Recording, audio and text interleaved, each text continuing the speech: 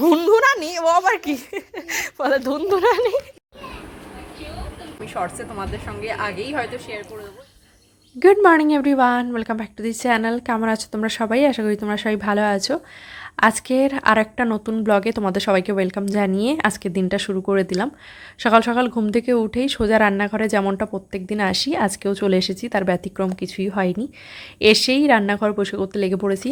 রাতে আমি করে রাখি না, রিজনটা তোমরা জানো, যে আমার আর ইচ্ছা হয় না, সেই জন্য সকালে উঠেই করে নিই। আর যদিও আমি আগের দিন যদি কোনো দিন ধুয়ে মুছে রাখি, আমার সকালে উঠে আবার একটুখানি নেতা দিয়ে মুছে না নিলে কেমন একটা লাগে। কেন কি প্রত্যেক দিন আমি যেহেতু সকালে উঠে করি না, তো আমার মনে হয় যে আরশোলা তো আছেই, তো মুছে রাখলেও মনে হয় যে আরশোলা তো ঘুরে বেরিয়েছেই, তার থেকে ভালো আরেকবার মুছে নিই। তো সেই জন্য রাতে না করে একেবারে মুছে নেওয়া ভালো।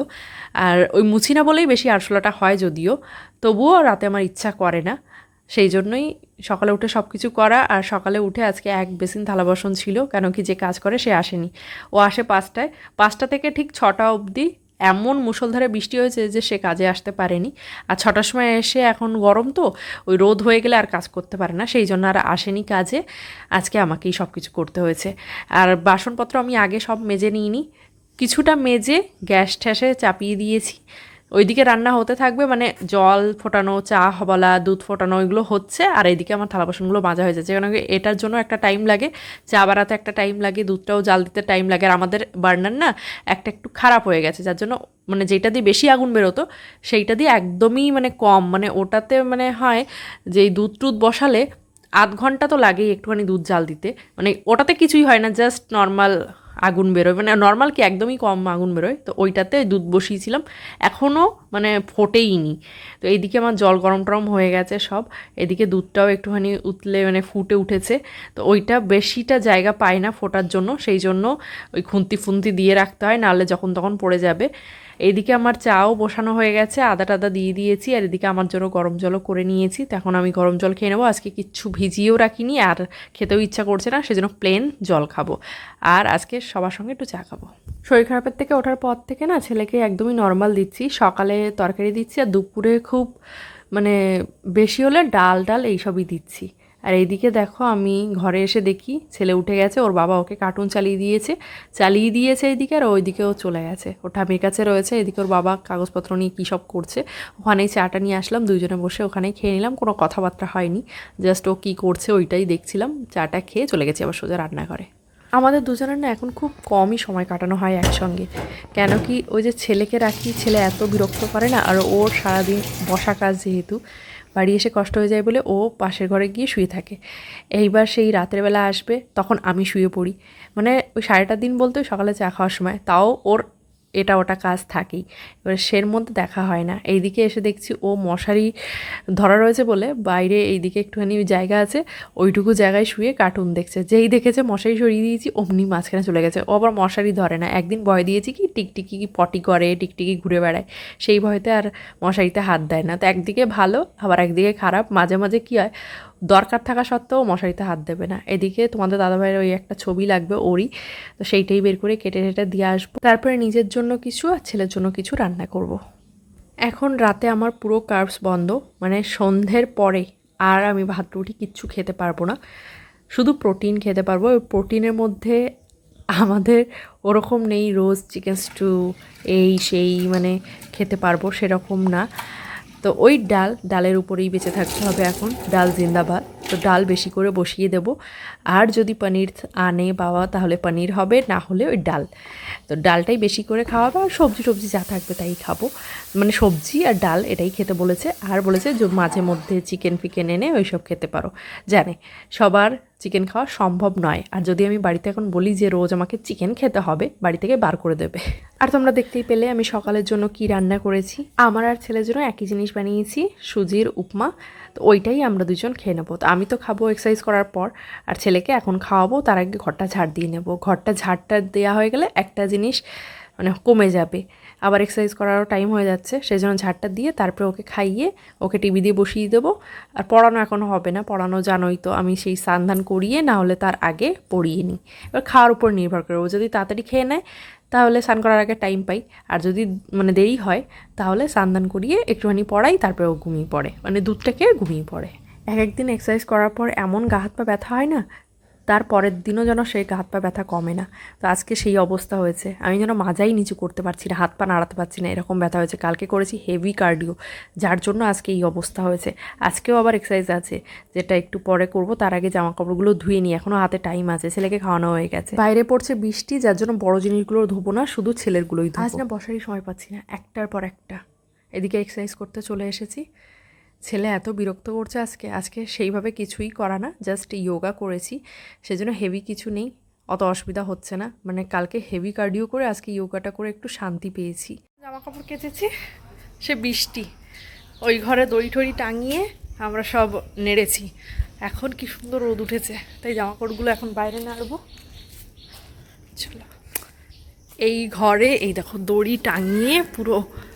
চলে এসো এদিকে, আস্তে আস্তে আস্তে পড়ে যাবা। এই ঘরে আসলে আর একে নিয়ে যাওয়া যাবে না, সব দেখো টাঙানো হয়েছে। প্যান্ট খুলে পড়ে যাচ্ছে, নাও তোমার জামা প্যান্ট নাও, ছেড়ে দাও, আমি তোমাকে দিচ্ছি, তুমি তখন ধরো। বর্ষাকাল ঠিক এই জন্যই আমার ভালো লাগে না, চারিদিকে শুধু প্যাচ প্যাচ, আর এই জামা কাপড় নিয়ে শুধু দৌড়াদৌড়ি করো, একবার ঘরে নাড়ো একবার বাইরে নাড়ো, রোদ উঠলে বাইরে দাও, বৃষ্টি পড়লে ঘরের ভিতরে জায়গা খুঁজে বেড়াও, কোথায় নাড়বো করে। তাও তো 2 ঘরের আড়া আছে, ওই আড়াতে নেড়ে দেওয়া যায়। আমাদের ঘরের মতন হলে তো নাড়ার জায়গাই থাকতো না। আমাদের গ্রামে এখন সবার মনে শিয়ালের ভয়। ছেলে একটু ওইদিকে গেছে, আমার তো আত্রাম খাটাস, আমাদের উঠোন দিয়ে শিয়াল ঘোরাফেরা করে, ওই ভয়তে আমি এখন ছুটে চলে গেছি ওকে আনতে।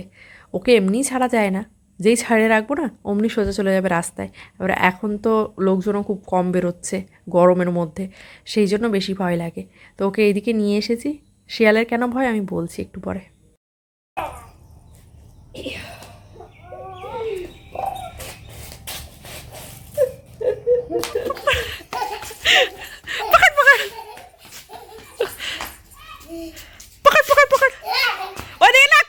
কল পড়ে না, এদিকে এসো, এইদিকে এসো। এই দেখেছো কাজ, দেখেছো, দাঁড়াও। এখানে সেই কালকে একটা পাগল শেয়ালে একজনকে কামড়ে পুরো এইসব ছিঁড়ে ফেলে দিয়েছে, পুরো মাংস বেরিয়ে মানে উঠে চলে এসেছে, পুরো ঝুল ছিল এরকম। আর পায়ে কামড়েছে, আরেকজনেরও পায়ে কামড়েছে, ওনাকে বেশি কামড়েছে, পুরো এই সাইডটা পুরো। আস্তে আস্তে আস্তে আস্তে আস্তে, কোথায় যাবি এবার?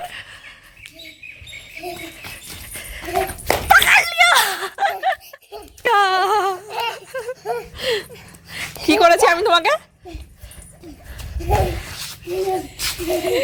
হাতে লাগবে, হাতে লাগবে, হাতে লাগবে, হাতে লাগবে, শোনা যাওয়া যায় না। আহা বাবা, লাগলো।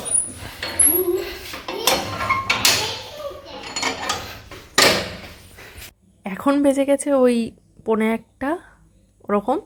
আম নিয়ে এসেছি। আজ একটা লুক ক্রিয়েট, কোন দিকে দেখাচ্ছি, আজ এই লুকটা ক্রিয়েট করলাম, আশা করি তোমাদের ভালো লাগবে। আমি শর্টসে তোমাদের সঙ্গে আগেই হয়তো শেয়ার করে দেবো, এই ব্লগটা যাওয়ার আগে হয়তো তোমরা শর্টস পেয়ে যাবে। আর যারা আমাকে এখনও ইনস্টাতে ফলো করোনি তারা ফলো করতে পারো, ওখানে হয়তো তারও আগে যাবে। আমি কিছুই চাই না, ইনস্টাতে আমি খুব একটা অ্যাক্টিভ থাকি না, তোমরা এমনি ডিএম করতে পারো, আমি ওখানে রিপ্লাই করতে পারি, কিন্তু খুব একটা আমার ভিডিও পোস্ট করা হয় না, কারণ কি একা সামলে উঠতে পারি না আমি, এটা একদম সত্যি কথা। তো যাই হোক, এখন এই লুকটা ক্রিয়েট করেছি, কয়েকটা শর্ট ভিডিও শ্যুট করব, তারপরে গিয়ে এই লুকটাকে পুরো সরাবো। এখন বেজে গেছে ওই 5টা মতন, তো এখনও ভালো আলো আছে, আর বেশ ঠান্ডা ঠান্ডা আছে বলেই আজকে ভিডিও শ্যুট করা, না হলে করতাম না, এত গরমে হয় না মানে। আর ছেলে উঠে গেছে, খেলা করছে, ওকে রেখেই আমি এই সব শ্যুট করলাম। আজকে কী করে চুপ করেছে আমি জানি না। যাই হোক চলো, এখন চুপ এমনি এমনি নেই, আমার এক্সারসাইজের সব জিনিসপত্রগুলো বের করছে। যাই হোক, ওগুলো পায়ে পড়ার আগে গুছিয়ে নিই, না হলে ওর পায়ে পড়লে ব্যাস আমার ভিডিও করা বেরিয়ে যাবে। নিউ স্টাইলের জুতো, ফুটবল খেলার জুতো। বিকেলবেলা একটু মাঠে গেছিলাম, মাঠের থেকে এসে সোজা রান্নাঘরে চলে এসেছি, চাটা করে দিয়ে এসেছি তোমাদের দাদাভাই। এখন আমি একটুখানি করছি হলো এই যে কাঁচকলার কোপ্তা।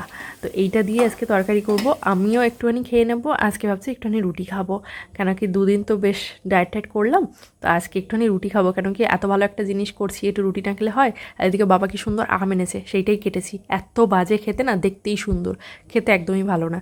তো সবটাই তোমাদের দাদাভাইকে দিয়ে দেবো, আমি এইটুকুনি নিয়েছি। তো এইটুকুনি কামড় দিয়ে খেয়ে আমি দেখে আনছি, না এ খাওয়া যাবে না, একটুও ভালো না। দেখেই মনে হচ্ছিল খাই, কিন্তু কামড় দিয়ে যেই দেখেছি পুরো পানসে, পুরো পানসে। দুপুরবেলা ভিডিও দেখতে দেখতে হঠাৎ সামনে আসে কাঁচকলা দিয়ে কোপ্তা বানাচ্ছে, আর সন্ধ্যাবেলা রান্না করতে এসে দেখি যে বাড়িতে কাঁচকলা রয়েছে, সেজন্য কাঁচকলার ভাবলাম যে কোপ্তাই বানিয়ে ফেলি। রান্না করতে গিয়ে দেখি আমি কোনো জিনিস আছে কোনো জিনিস নেই, তো জোড়াতালি দিয়ে আজকে বানিয়ে ফেলেছি। খেতে কিন্তু বেশ ভালো হয়েছিল। তোমাদের দাদাভাইয়ের কাছে এই ঝোলের থেকে ভাজাটা বেশি ভালো লেগেছে, ও তো দুটো কপাকপ খেয়ে নিয়েছে। আর এইটাও ভালো লাগছিল, কিন্তু ভাজাটা যেন বেশি ভালো লাগছিল। শুধু কি বড়রা খেয়েছে, ছোট সদস্য সেও কিন্তু আমাদের সাথে কাঁধে কাঁধ মিলিয়ে সমান দুটো খেয়েছে। আজ তাহলে চলো এইটুকুই থাক।